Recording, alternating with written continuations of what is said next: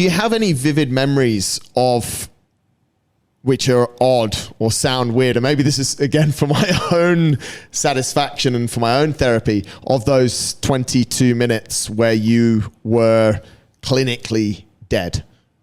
Do you remember were you anywhere? No, it is probably one of the most common questions that I've been asked, both in terms of just genuine curiosity and, dinner time chat, so come on, what's it like? What did you feel? And what color was the light? And was the guy at the end of the bed with the crooked finger beckoning you and you just said, I'm not coming just yet? No, I'm afraid not. Really? Most disappointingly, nobody was there with 6 numbers for Saturday night and said, look, if you put these numbers on, you're going to be in a really good shape. No, there were no, I can't honestly say with hand on heart that there were any near-death experiences. Now, I don't know, and I really don't know, I don't know whether that could be in any way connected to the fact that I'd gone rather than nearly gone. Because I've since taken a huge interest in what happens physiologically when it hits the fan. And when you are dying, perhaps horrendous subject to be talking about, but drowning, when you are having a heart attack and slipping into an arrest, which of course most people think people die of heart attacks. You don't really die of a heart attack. You die when you arrest. Yes. And the heart attack is the precursor to that. Plumbing and electrics marry together, and that's not a great cocktail. I didn't have that. Mine was purely electrical. It was an electrical failure. It was a short circuit. Right. And I think so. I never went through a period where I was dying. I only went. I died. And I can't give you anything that is either that even sounds correct spiritually, medically, psychologically, that makes any more sense to me than it probably does to anybody listening. But that's the only thing that I can think, is that because I was dead and then brought back, there was no middle ground. There's no dying. There was no dying, no. And I think that, I don't know, I was going to say, I don't know whether I feel robbed, but I certainly do, in terms of the 6 numbers, but no, I don't, and everybody wants to know, and I secretly wish I could have brought something back that would have put people at ease. Has it changed your outlook and approach to death? Well, that's a very, very good question, and I'll tell you why. Because I have, and the best way I can answer that as succinctly as possible is to tell you how I am now. And how I am now is back to as near as damn it peak fitness.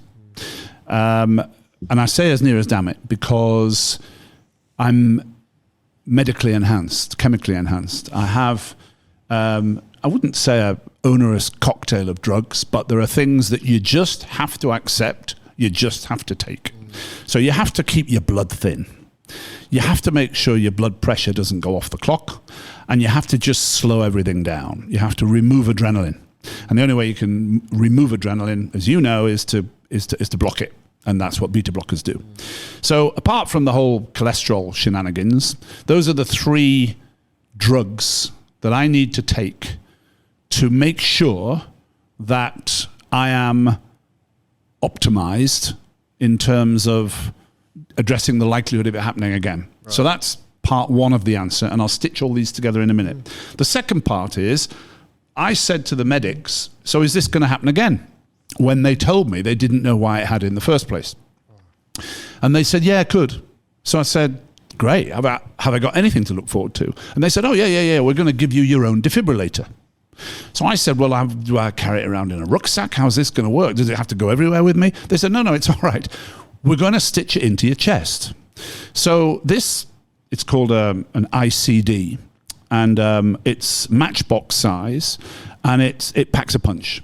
So it's an industrial strength, not the one that you might find in the gym, but the one that the paramedics use. And it's an industrial strength defibrillator packed with juice, and it's implanted in your chest, in your shoulder, and it sits there in a pocket with a wire into your heart.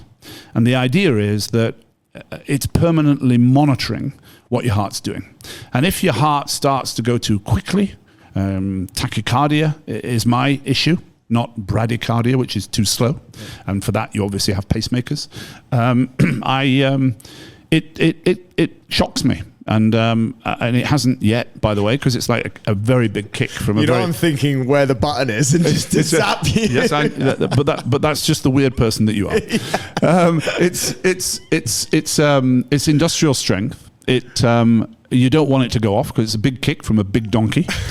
And I obviously hope it doesn't go off on the way back from the bar with a tray of drinks. That wouldn't be great. But apparently, and it talks to this, and I won't waste too much time on this, but it's important that it talks to a gadget, a box that sits next to the bed. And the box, at midnight every night, asks the ICD in my chest what sort of a day my heart has had. And my ICD obviously says, great, it went up a bit when he was in the gym, but other than that, he's fine. And everybody's happy. If it should happen to say, well, actually, we had a bit of a funny turn earlier, we don't quite know whether it was a funny turn or whether he was running for a taxi, but it was a funny turn, I get a phone call from a clinic in Leeds in the UK asking me if I'm okay. Wow. And it's a very, very clever sense of reassurance that this thing, if I have another cardiac arrest, is going to fire up to 8 times.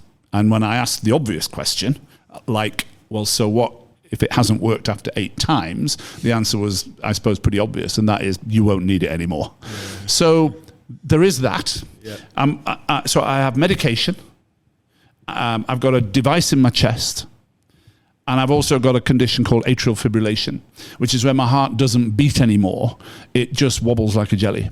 And elite athletes who do crazy things like Marathon des Sables and 30 marathons in 30 days, people, crazy people from a different planet.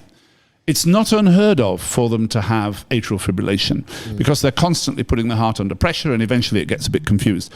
That's paroxysmal. It happens from time to time. Mine's permanent. So I'm left with a fibrillating heart rather than a beating heart. And there is a higher stroke risk that comes with that because blood can pool because it's not beating properly. So the answer to your question is changed, yes. Physiologically, I've changed. I've got to be medicated. I've got a gadget next to the bed and one in my chest. And I've got this weird quivering heart. But I don't think I fear death because, well, I've been there and it didn't take me that time. I think it's left me a little bit stoical and a little bit philosophical in that when it's my time, it really will be my time. But I think what it has done, it's made me, at the risk of sounding, a bit naff, it's just put a far higher price tag on vitality, on the relationships that I'm privileged to have, and on the fact that every minute has to count. So the big change is in terms of the physiology, but for me the most lasting change is I don't waste a minute of the day now. I cannot believe that there have been times in my life when I've said, actually, I'll just kill time for a while. You will never, ever find me killing time.